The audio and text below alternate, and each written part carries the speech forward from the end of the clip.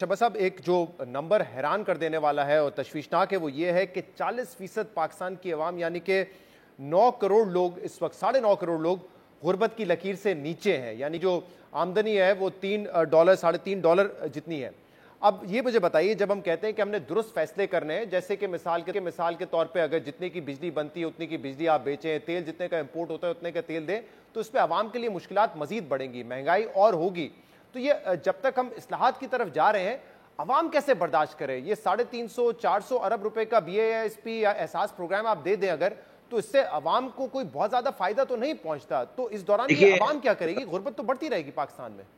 शहजाद, देखिए, मैंने आपको, अगर आप मेरे प्रोग्रामों को फॉलो करते हो, मैंने तकरीबन कोई साल से 2 साल 1.5 साल पहले एक बात कही थी कि जब ऐसी गुर्बत का लेवल आता है, 9 करोड़ लोग गुर्बत के नीचे चले गए हैं, तो आपको इमरजेंसी प्रोग्राम लाने पड़ते हैं और ये कोशिश करनी पड़ती है कि कम से कम हर इंसान को खाने के लिए रोटी प्रोवाइड की जा सके।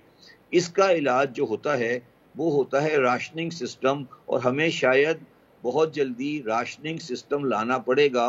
और उन कुछ पाकिस्तान के 5 बुनियादी चीज़ें, जिसमें आटा, चने की दाल, चावल, घी और चाय की पत्ती और शक्कर जो है, चीनी, इन पे आपको राशनिंग करनी पड़ेगी। और अवाम को जो लोग गुर्बत की लकीर से नीचे हैं उनको एक सर्टेन सस्टेनेंस देनी पड़ेगी। 9.5 करोड़ लोगों को आप भूखा नहीं मार सकते। मगर शहजाद, सवाल ये नहीं है। मेरा ख्याल है कि शायद ये मैं पहली किसी टीवी पे ये बात कर रहा हूँ, और आपको मैं शुक्रिया अदा करता हूँ कि आपने ये मौजू पिकअप किया। मुझे बताएं कि क्या ये मौजू जो आज हम डिस्कस कर रहे हैं, क्या ये मौजू पाकिस्तान के तमाम अखबारों की हेडलाइन नहीं होना चाहिए था? क्या किसी अखबार की हेडलाइन है ये? किसी अखबार की हेडलाइन नहीं है ना सर। ये पाकिस्तान के किसी अखबार की ये हेडलाइन नहीं है कि पाकिस्तान में 40% लोग गुर्बत से नीचे हैं, और सबसे बड़ी तादाद में वो बच्चे जो स्कूल नहीं जा रहे, वो ममलिकत 2 करोड़ बच्चा पाकिस्तान में स्कूल नहीं जा रहा है। स्टंटेड में हम सबसे आगे हैं, स्टंटेड ग्रोथ में। मोर्टेलिटी रेट पाकिस्तान का बहुत तेजी से बढ़ रहा है, उसमें भी हम बहुत आगे हैं। शहबाज साहब, इसमें कुछ सोल्यूशंस भी बताएं। इसमें कहा है कि 7.7% ऑफ GDP की एडजस्टमेंट करनी पड़ेगी, जिसमें 5% टैक्स है और 2.7% आपको एक्सपेंडिचर साइड पे कम करने पड़ेंगे। अब 5% जो टैक्स की इन्होंने इस्लाहत बताई है वो बातें हैं जो आप एक अरसे से करते रहे।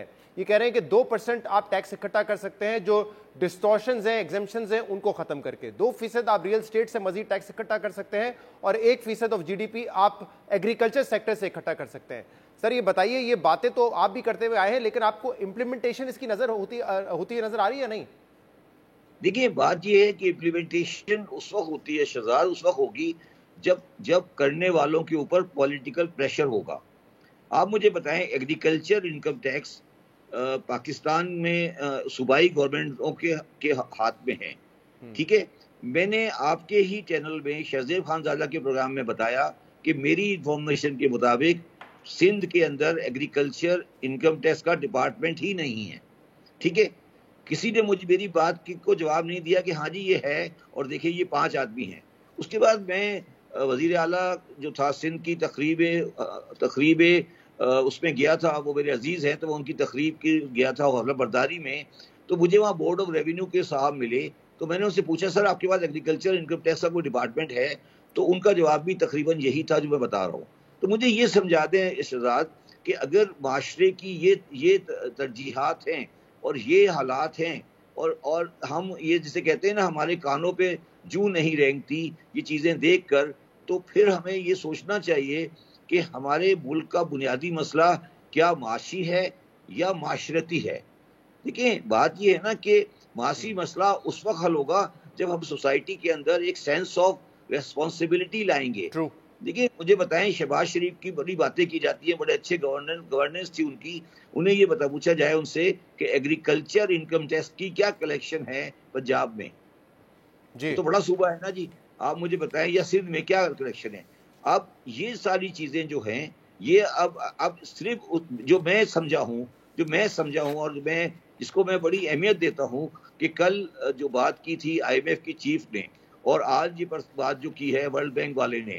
ہمارا مسئلہ یہ ہے شہزاد کہ میں یہ چیختا رہوں گا، چلاتا رہوں گا، آپ کہتے رہیں گے یہ قوم نہیں مانے گی، مگر جب ان کے آقا گورے ان کو کہیں گے یہ مان جائیں گے. اب یہ آقاؤں نے کہا ہے تو شاید یہ مان جائیں.